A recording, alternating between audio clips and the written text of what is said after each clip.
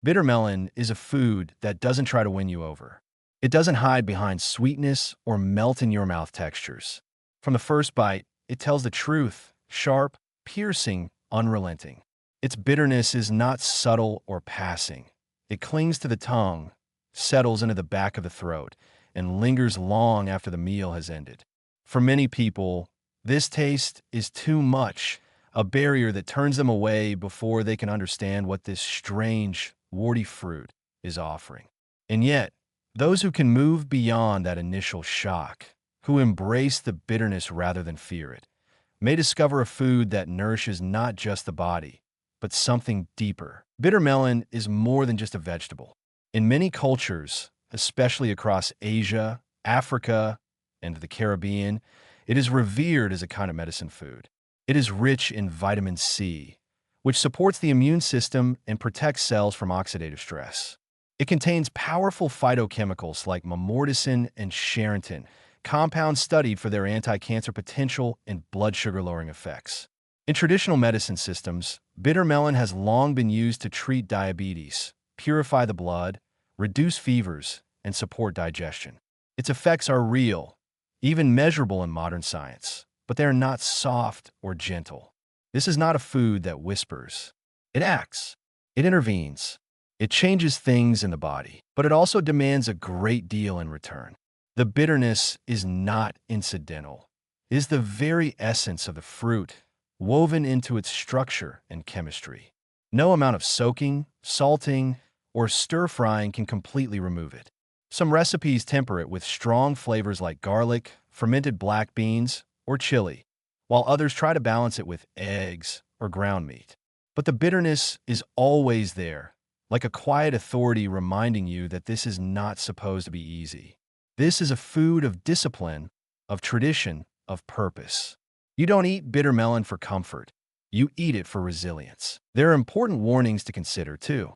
Because bitter melon has such a strong effect on blood sugar, it can be dangerous for people on diabetes medications if not monitored properly. It may cause hypoglycemia when combined with insulin or certain drugs. Pregnant individuals are also often advised to avoid it, as some studies suggest it may stimulate uterine contractions or affect hormone levels. The fruit is powerful, and that power must be respected. This is not a casual salad ingredient or a trendy garnish. It is a food that has to be approached with awareness, caution, and ideally, a bit of cultural context. Emotionally, bitter melon is a challenge. For those who grew up eating it, the bitterness might taste like home, like a grandmother's kitchen, a healing soup, a meal eaten with quiet understanding. For others, encountering it for the first time can be jarring, almost like the food is pushing back. It's easy to give up after one try. Many do, but there's something profound in the decision to return to it, to taste again, to work through the discomfort, to find nuance in what first seemed unbearable. That process is more than palate training. It's an act of humility, of patience, of respect for a food that has served generations, not because it was easy, but because it was needed. In bitter melon, there is a kind of wisdom that runs counter to modern food culture. It doesn't offer pleasure without cost. It doesn't give without asking. And in a world where most foods are designed to please immediately, to deliver satisfaction with no resistance, bitter melon stands as a reminder that some things worth having must be earned.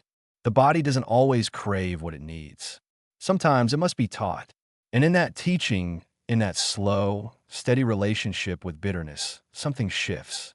The food that once repelled begins to feel right. Not delicious, maybe, but honest, cleansing, necessary. You may never crave bitter melon the way you crave sweets or starches. But if you let it into your life, even just now and then, you may begin to feel its deeper gifts.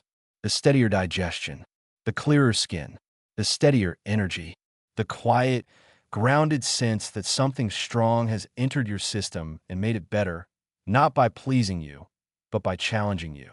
And when that bitterness begins to feel like strength, not punishment, you'll know you've crossed a threshold, not just of taste, but of trust.